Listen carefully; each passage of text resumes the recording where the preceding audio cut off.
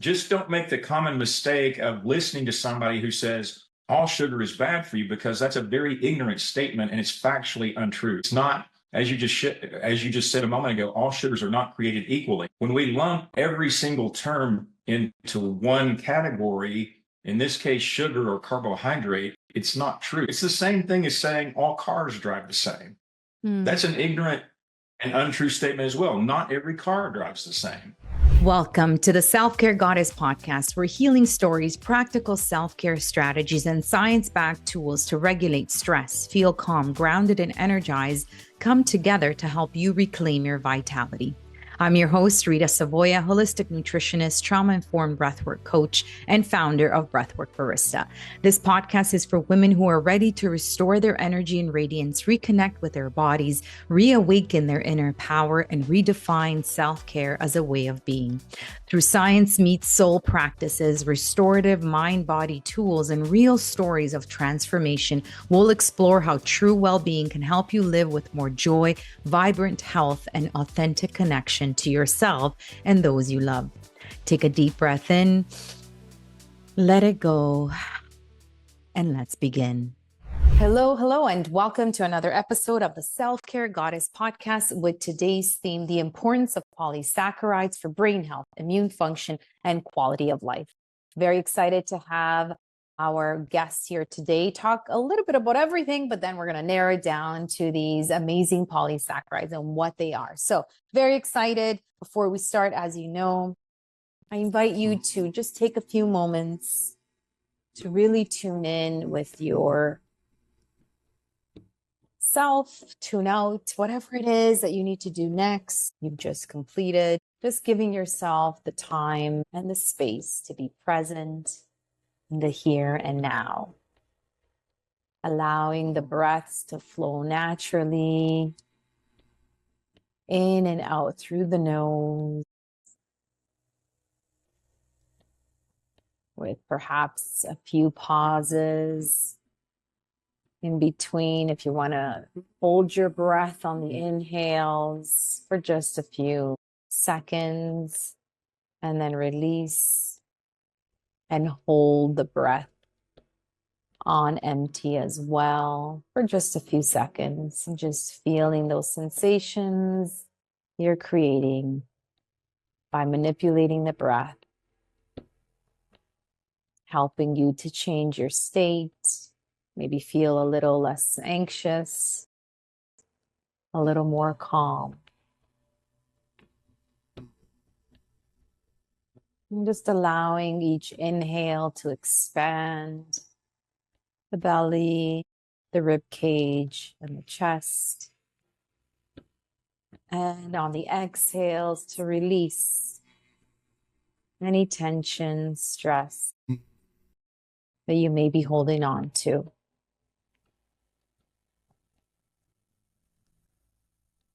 I now invite you to channel the breath in the area of the heart. So allowing those inhales and exhales to come in and out of the heart area. Where attention goes, energy flows. So let's energize this beautiful organ that's keeping us alive. And I invite you to consider one thing you are grateful for today, however big or small. Bring gratitude to this one thing that you're grateful for.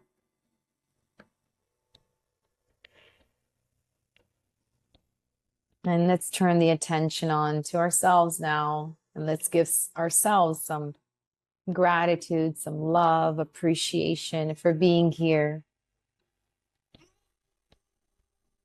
making the time and space for this conversation, listening to this information for us or maybe someone else.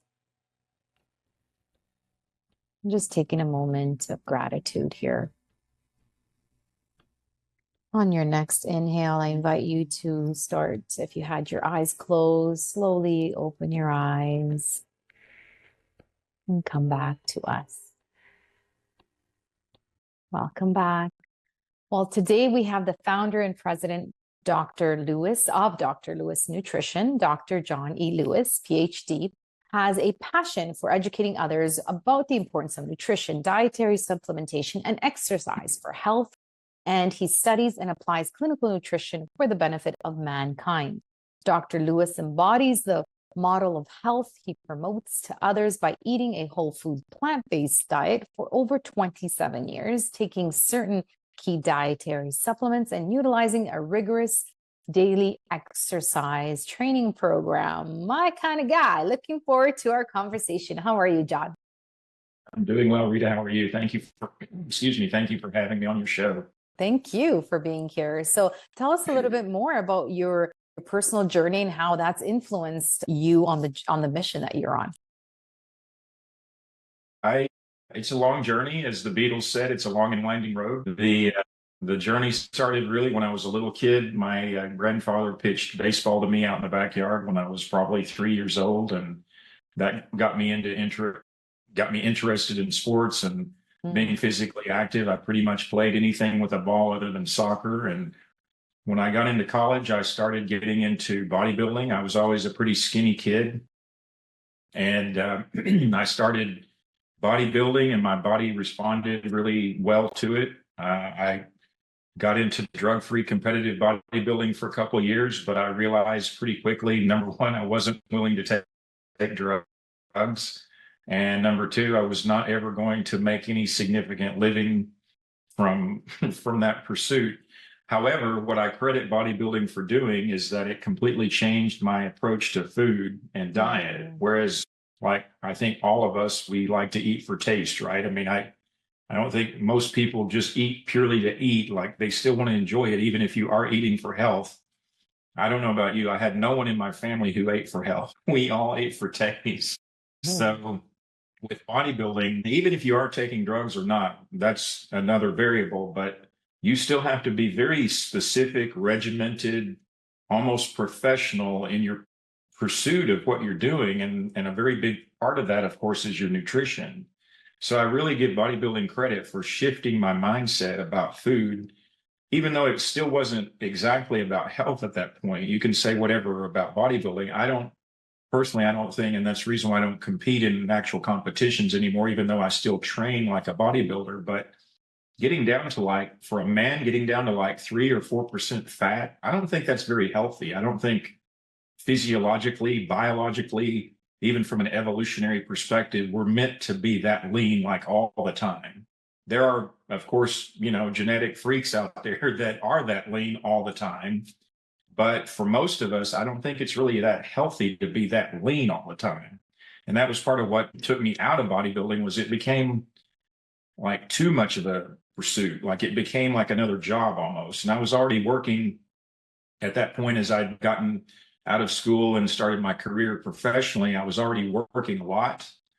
And so I didn't really enjoy, it kind of took away my fun at the gym. Like, I go to the gym for, blowing off steam and relieving stress. But then when you're bodybuilding and you're trying to compete in a certain, for a certain show or whatever, and you're locked in on a certain way of training, it just became like another job. And so for me, that took the fun out of it. Right.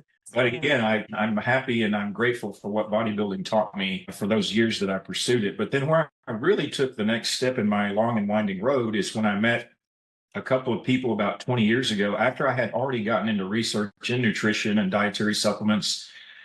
But I met two people who introduced me to their stories about polysaccharides, one being Dr. Reg McDaniel about aloe vera, and the other being Barbara Kimley about her story with rice bran. And I mean, it just completely not only changed my career, but my life. And so I had no real appreciation for these polysaccharides. I basically thought saccharides are, a saccharide is a saccharide, a sugar is a sugar, a carbohydrate is a carbohydrate. That could not be further from the truth. And we can talk about the word sugar later if you like for a minute, but we ended up through my relationship with both of these two people. Again, it launched me down a path that I had no idea what was going to unfold for me. And so what were some of those discoveries? Yeah. Right, exactly. And so I'm always so grateful for what Dr. Reg and Barbara introduced to me about these polysaccharides and how not only are these complex sugars not bad for us, we hear the word sugar and we immediately think bad. Right. But with these particular sugars, these complex sugars, they're not only not bad for us, I would argue they're the most beneficial nutrients that Mother Nature provides to us. I mean, they are that just incredible for health. So I spent all these years conducting this research. I left academics a few years ago. Now here I am in business promoting a formulation that we studied all these years. And I'm so passionate and so motivated to help people understand how these beneficial sugars can help them, because again, I'm going against this big wave of all of these so experts saying, oh, sugar is bad for you. It's a terrible phrase. Number one, it's ignorant. And number two, it's not even factually true. Because not all sugars are created equal. That's right. They're not. And so again, we can talk about that word sugar and our research and all that, but that's just a little synopsis, maybe a little long-winded, but a little synopsis of who I am. And so I'm very big into, my own personal health and obviously somebody who's in the health and wellness industry. If you're not, then I'm sorry, I think you're a hypocrite, because you're basically pretending to be something you're not if you're not living your own message or your own perspective. What in the world are you doing? Like, how can you say one thing and then live another way? So I'm all about personal credibility and being authentic and just, again, helping people with nutrition, supplements, exercise. I mean, for me, those are the three pillars of health. And I love that. I wanted to dive deep a little bit more into the plant-based diet for over 27 years. So I want to get into that as well. But since we started talking about the sugars, why don't we start there? And so can you maybe bust some myths about the sugar and maybe define polysaccharides as well for our listeners and viewers? Absolutely. Well, excuse me. First of all, sugar, saccharide, carbohydrate, generically speaking, those are synonyms. They all mean the same thing. They're all the same type of macronutrient. And so with sugar, there are actually, biochemically speaking, there are four types: monosaccharides, disaccharides, oligosaccharides, and polysaccharides. And I mentioned those in order of increasing complexity. So with a monosaccharide, you have something like high fructose corn syrup. And I think most people will agree that if you're eating high fructose corn syrup every day, it's a sweetener in practically everything from sodas to cookies to cakes to you name it. If you're reading that on your ingredients list on a label, you probably don't want to be eating that thing eating that stuff every day. It's spiking your glucose, it's spiking your insulin. It's really not the kind of sugar that you want to take. And then monosaccharide, if you break down the roots of the word, mono one, saccharide, sugar. Disaccharide, di, saccharide, sugar, disaccharide like sucrose. Oligosaccharide, those are the kinds of saccharides found in mammal females' milk. That's one of the primary sources. And then you have polysaccharides like that you find in all different types of vegetables, grains, but in particular, aloe vera and the rice bran that my colleagues and I have studied. And again, going in increasing complexity. So these complex sugars, these polysaccharides from aloe vera and rice bran that we've studied, they are literally hundreds of glucose units attached together by these very sophisticated glycosidic bonds. And they literally, you cannot draw these things on a piece of paper. They are like 5D images, and they are so complex in their structure and in their coded information that it's incredible how much information they actually provide to our genes to interpret, to then guide our cells on how to function properly. And that's the key, like comparing those to amino acids, fatty acids, certainly vitamins, minerals, elements, much simpler structures. These things are so dense and so coated with information. And so what people also need to understand is that our cells and our genes don't really do anything until they receive information from the environment. And that's when mostly you're bending your elbow, opening your mouth, and sticking something in it. And so when our genes interpret that information from these polysaccharides, it is just like so dynamic because it's giving all of that information to instruct our cells how to function properly. And unfortunately, I don't know about you. I mean, here in Miami, we actually have aloe vera growing in our backyard, but I'm not out there, snipping leaves every day and sucking the gel down. I mean, most of the time when people think of aloe vera, they think, number one, it's a topical solution for a sunburn or a cut or something, which is true. It is. But a lot of times when people hear me lecture about our research and I talk about aloe vera, that's exactly what they think. Oh, well, he's talking about the gel. I'll just start drinking a lot of the gel. Well, it's not going to work that way because, first of all, it's 99% water. So you have the nutritional content, not just the polysaccharides, but all the other nutrients are very diluted in all that water. So then number two, first you have to dehydrate the gel, get all that water out of it. Then you're left with the polysaccharides and all these other nutrients. Take the polysaccharides out, make it into a concentrated dose of a few hundred milligrams so that the body can actually benefit from that.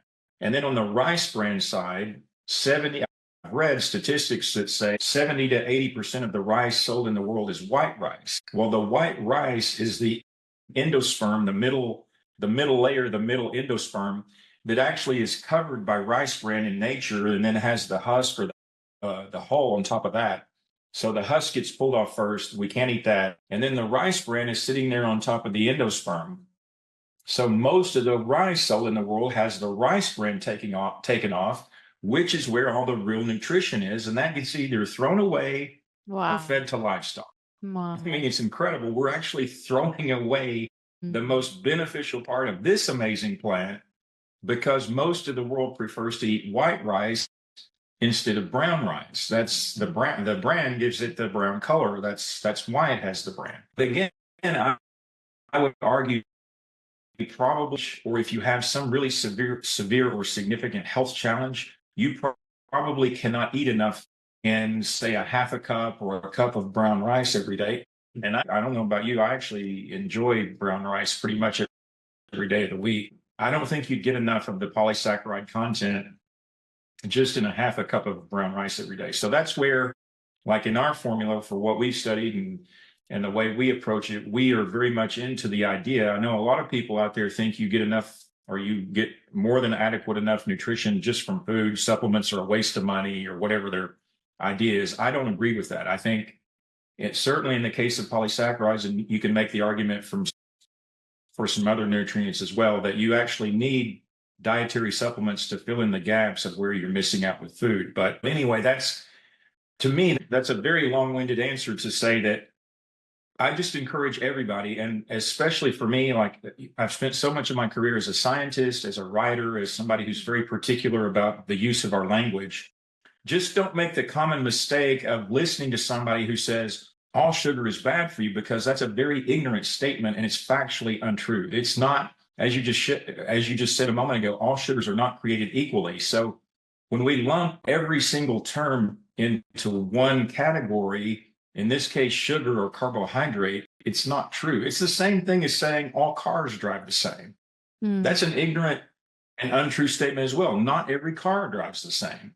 So you cannot make the same thing about these carbohydrates. And again, for this growing carnivore movement, and right, of course, going all the way back to, I think Robert Atkins wrote his first book in like 1972 or something, promoting this high fat, high protein diet. And it sort of evolved into, keto, paleo, carnivore, all these different movements that we've had over the last few decades.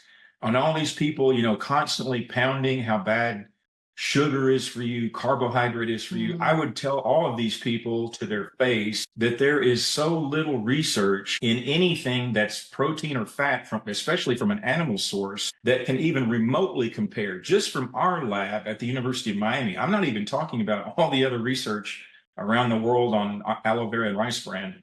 There is a ton of it, but just from our own little lab, the work that we've shown in being able to help people with these carbohydrates, there is nothing like that in the research related to, consuming copious amounts of beef or chicken or any other animal source of protein, or all of this fat from, butter or whatever the animal source is. There's no comparison. It doesn't exist. So, don't give me this line of reasoning that all plants are bad or they have. Yeah. What are your thoughts? Exactly. What are your thoughts on lectins? So there are a lot of doctors talking about the plant-based diet having a lot of lectins and other toxins on the plants. What are your thoughts on that, John? Lectin is a protein. Guess what our stomach has in it?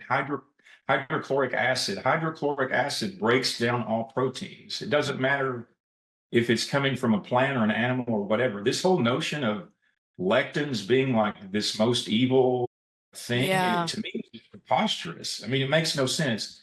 If you legitimately have an allergy or a sensitivity to, I don't know, peanuts, I guess that's a pretty common one. Tomatoes, maybe that's another kind of common one, not as, I don't think as common as peanuts.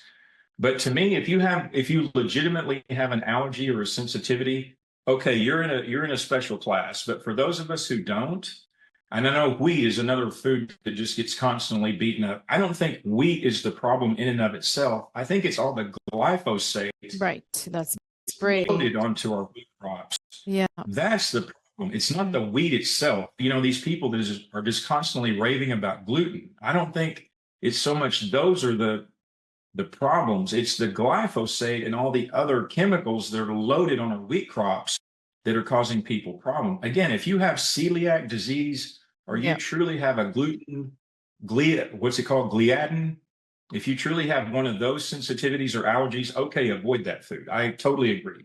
But if you cannot conclusively prove that you have that in diagnostic testing, to me, you need to buy organic or local or organic local or whatever to avoid all of that exposure to chemicals as much as possible. And to me, that is more of a trigger or more of a discerning, a contextual or causative factor than this whole notion of just constantly screaming about carbohydrates. I mean, to me, it just drives me crazy. It's true. Listen to those people so long.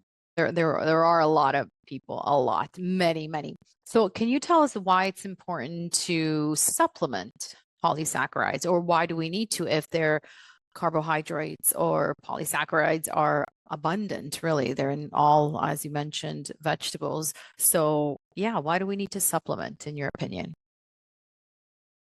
Because as I mentioned just a moment ago, there's something very special about the two from aloe vera and rice bran. Now, I know there are lots of other plants that have very high polysaccharide content. For example, the different types of mushrooms, several different types of seaweeds, lots of different types of potatoes, even different grains. And I don't know about you, Rita, I don't really claim to be like, for me, when somebody claims to be like the mecca of all knowledge of everything nutrition related, to me, it kind of turns me off because there is so much to know about nutritional science. And it's so complex and it's evolved. It's so personalized. To add botany into nutrition. Like, you can be the smartest person alive today. You don't have enough hours in the day to know everything about the combination of nutritional science with all this botany and other related scientific information. So I really pretty much stick to my lane of aloe vera and rice bran. But what I can tell you is exactly what I mentioned a moment ago. I don't know anybody who eats aloe vera every day. And even if you did, the gel is 99% water. It tastes gross. I understand that, but my question was, can we not get enough of the benefits from polysaccharides from eating? No, we need to supplement. No, you can't. That's what I'm telling you. There is something very special about the particular polysaccharides from aloe vera and rice bran compared to these other plants. Yes, you're getting other types of polysaccharides from lots of these other plants, but when you concentrate it into a formula like we have, now that's where you can really get some incredible benefit that doesn't cost you a lot of effort. And, for those of you worried about ketosis or knocking yourself out of a fast or anything, I mean, again, as I mentioned, we're only talking a few hundred milligrams to maybe a gram or two of material, a very, very tiny amount of material in relationship to your entire macronutrient load, whatever that is, 2,000, 2,500, 3,000 calories, whatever. And so, again, there's just something very special and dynamic about these two plants that I would argue you still need to take them or even just consider putting them into your toolbox compared to everything else that you're getting from food, because there's a special dynamic quality to these two particular ones that you're not getting in other sources. Right. Okay. And so this would be more of maintenance or sort of almost like everyday or everyday protocol, or is it something to help with a specific condition? Like you mentioned, like brain health, both immune. So that would you would just change the dosage when it's more on the therapeutic side versus a daily maintenance.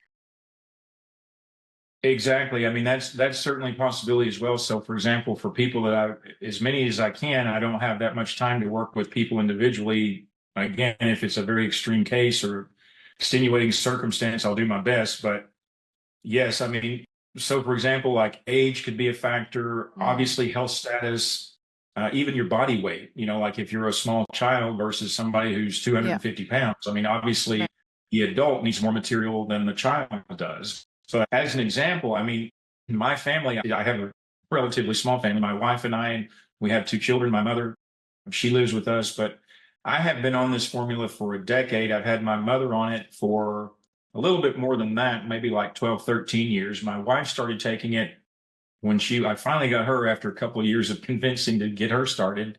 She started when she was pregnant with our first child. And then when our daughter turned 6 months of age, when we started introducing solid food to her, I started giving her the formula. So I say that to say that it is literally across the lifespan from fetus, pregnant women to young children when they can swallow something besides a liquid to elderly people. I will not out my mother's age. She's sensitive about her age. And then all of us in between. It literally, in my view of the world, prevention is just as important as treatment, therapy, intervention. I mean, you want to prevent things as much as you can in the first place. And when you and this is not an opinion statement, this is based on science. I mean, this is based on all the work that we've done. When you look at how these polysaccharides increase immune system functioning, lower inflammation, increase adult stem cell production, rebalance pro and anti-inflammatory components of the immune system, reduce infections. I mean, again, just in our little corner of the world from the University of Miami, we have published so much exciting results based on how these polysaccharides help us. So why in the world would you not want to use something like that to help you prevent neurodegeneration, heart disease, cancer, diabetes, depression, all these things that are killing us today? So in your opinion, I'm just curious, why hasn't this research made the, mainstream media? Why has the other side maybe, or even opposing research, why has that been popular and not this on polysaccharides? Just curious. Is there no money to be made if we follow the money? Look at how Robert F. Kennedy Jr. just got grilled the last few days by the Senate Finance Committee, and the people who were grilling him the most were the people that are getting the most money from Big Pharma. Yeah, right. This follow the money. This is all about where our priorities are as a country in terms of, are we trying to keep our population healthy and well, or are we just allowing all of this industry dominance to keep us in some sort of semi-impaired state? It's like, even though I don't totally agree with everything the guy says, but Bill Maher in his show almost 15 years ago, he made such a great point when he was talking about healthcare that I don't know about you, I don't think we have a healthcare system in this country. And it makes me nuts when I hear exactly sick care.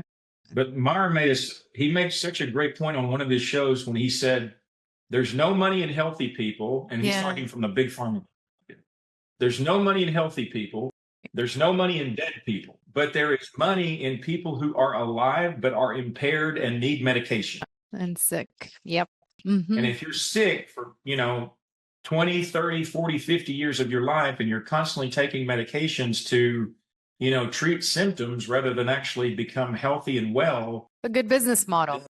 That's exactly the person that fits into the big pharma business models. And Rita, the only reason I'm sitting here talking to you today about our research is due to the generosity of one family who heard Dr. McDaniel giving a lecture about his work with polysaccharides with people with Alzheimer's and Parkinson's.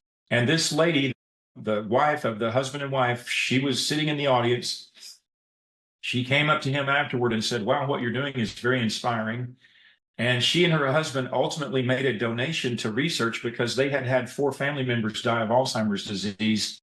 And then Reg was not affiliated with any university, and I happened to be in the right place at the right time.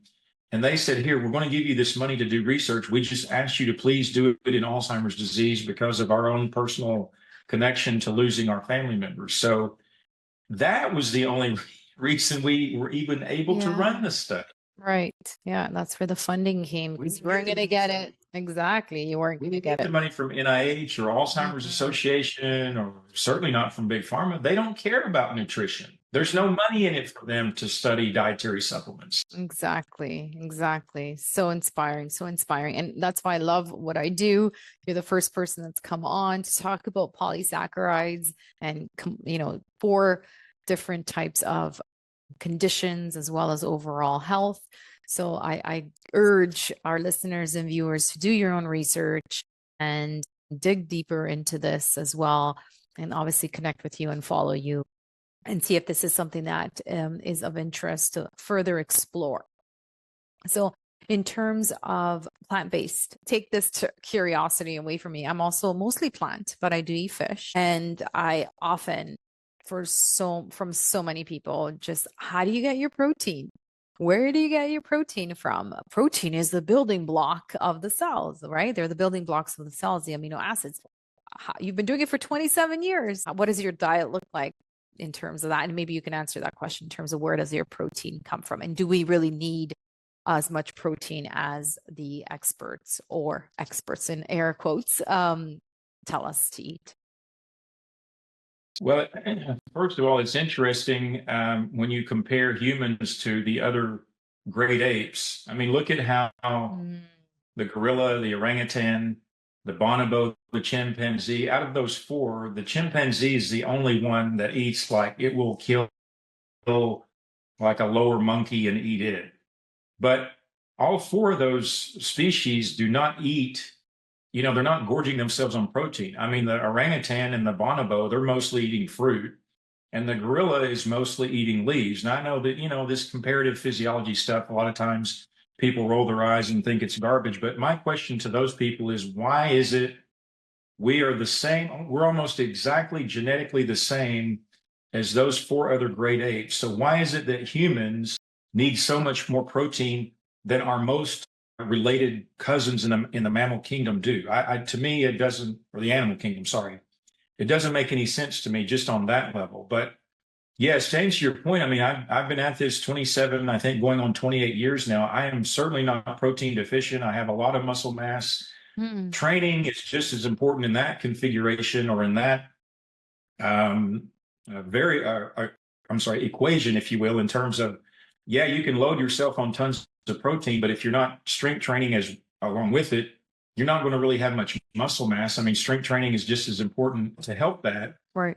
But I mean, just, the simplest thing that I can tell people is eat the colors of the rainbow. And I've heard other people talk about eating colors as well. So if you eat a wide variety and range of all the different types of grains, vegetables, fruits, nuts, and seeds, I guarantee you will get enough protein. Unless you are a bodybuilder taking steroids, you have just nearly been burned to death, or you have AIDS and you're wasting away. I mean, there are certain classes of people that have certain higher protein requirements. And of course, we know that, I mentioned hydrochloric acid earlier. We know as we age, we make less HCl, like we do a lot of things. And so as you get older, you probably need a little bit more protein too. But the amount of protein that the average American getting is far and away more than what is required. I mean, this idea that, oh my gosh, we've just got to gorge ourselves on all of this protein, to me is just complete nonsense. I mean, if you look at, I don't know if you've had a guy by the name of Walter Longo on your show. Oh no, but the the fast mimicking diet. Oh yeah, I came across. No, I haven't had him, but yes, I've come across doing some amazing science. I mean, in Longo's research, he's shown that it's not carbohydrate, it's not fat, it's protein that's actually the key driver of either early death or early disease, or both. So if you can switch from animal to plant protein, and if you can lower the protein content in the diet, you actually increase longevity and you increase quality of life. That goes completely against again, all of these carnivore, paleo, keto people that are screaming protein. It's Yes. completely against what these people are saying. And oh, by the way, there's very little research to back up what they're saying. This is basically all, hype to the extent of they're taking people that in many cases are morbidly obese and they're Mm. putting them on a very high fat, high protein diet to get them into ketosis, which certainly is going to cause you to lose weight. But guess what? You can go on any hypocaloric diet and lose Of weight. course. You can eat 1,000 calories of Oreo cookies every day Yeah. and you'll lose weight, right? Right. Hypocaloric is the key to losing weight. It doesn't matter what your food source is. Now, you can argue over time that, as you said earlier, a sugar is not a sugar. A calorie obviously is not a calorie, Mm. even though you have that energetic balance in your favor. If you're only eating 1,000 calories of Oreo cookies every day, you're going to lose weight, but you're also going to have other consequences related to not getting proper nutrition. Right. And how sustainable is a keto, right? And not having those carbohydrates. It's not. Exactly. We do need a little bit of everything, a balance, right? That's right. But to answer, and I'm sorry, I didn't really answer your question. I mean, I eat, again, basically the advice that I The just rainbow. gave is the same Yeah. thing that I do for myself. I just eat a wide range of stuff. I eat a Yeah. lot of greens, a lot of nuts, a lot of seeds. I eat tofu a couple of times a week. I eat a lot of brown rice. I eat a lot of beans. Made some fermented tempeh actually. So good. That's my bolognese sauce. I add that. Yes. So good. Mhm. Fermented tempeh. I really like it. Fermented soy, basically. I love this. I can talk forever. And I love, again, a new perspective on the show. So thank you so much, John, for joining us. So these are just a few rapid fire questions just to close out the episode. In terms of what is the best advice that you've ever been given? If there is one. The best advice. Well, Yeah. excuse me, off the top of my head, I would say my dad told me before I even graduated high school, he said, John, you will learn at some point in your life that it's not so much what you know, but who you know in terms of where you go in your life. I love that. So true. So true. So true. And what is, if there is one, or you can just state the most current book that you're reading, an influential book that you want to recommend to our readers? You're talking to a guy. Actually, I just finished my second book, and all I do in my business is deal with scientific information to put together formulas and whatnot. So I'm always reading journal articles. I'm not much of a book reader, but I will say that I loved Colin Campbell's first book, The China Study, and that's back 20 years. That was, I think, 2005. He published that book. Thank you. But I don't have time for reading books because I'm always reading so much for my work anyway that the last thing I want to do for fun. Entertainment is to read a book. Well, thank you for that. Thank you for the honesty. So what are your top 3 non-negotiable self-care habits? My top 3 would be, in no particular order, I would say definitely taking my polysaccharides every day. Like, as I mentioned, I mean, to me, there's just no better, other than maybe curcumin, I can't think of anything else Mother Nature provides for us that is better for health protection and health promotion. Number 2, I don't eat animals. I mean, I've been doing this for a very long time. I just don't compromise on that belief, philosophy, practice, whatever you want to call it.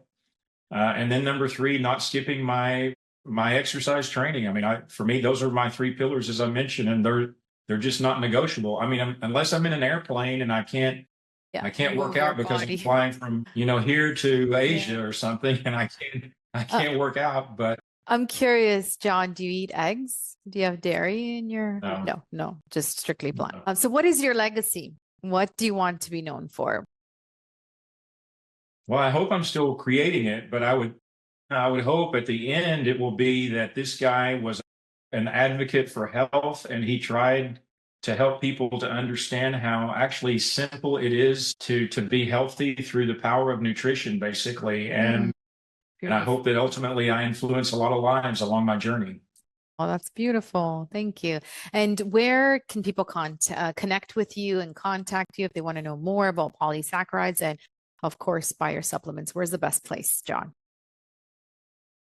Dr. Lewis Nutrition is our website. That's drlewis, nutrition.com. It's loaded with all sorts of good information. In fact, we didn't really talk about the research today. Hopefully you'll have me back and I can go down that road, because actually that's the most important thing that I could share with your audience. But I have a lot of information, videos, podcasts, testimonial videos, product reviews. I mean, it's loaded. And then we're on all the typical social media channels under the Dr. Lewis Nutrition handle as well. If people have questions, I would say first look at the FAQ section. We have an extensive FAQ section on the website. But we also have, you can email us, call us. I mean, I'm happy to help people if they have more specific needs or questions. Amazing. And then there are some social media handles on there as well. We'll put this in the show notes too. And yes, why not have you back and talk strictly research, because this was very, very insightful. Thank you for the work that you're doing and opening our eyes into a different perspective on these polysaccharides and more. So thank you so much. I appreciate you coming on. Thank you for having me. It's been a pleasure. Thank you for tuning in to the Self-Care Goddess podcast. If today's episode inspired you, share it with another woman who's ready to reclaim her vitality and lead from within. To continue your journey, be sure to subscribe, leave a review, and connect with me on ritasavoya.com. Until next time, remember, self-care isn't selfish, it's your superpower. Take a deep breath in, exhale, and keep rising. Ciao for now.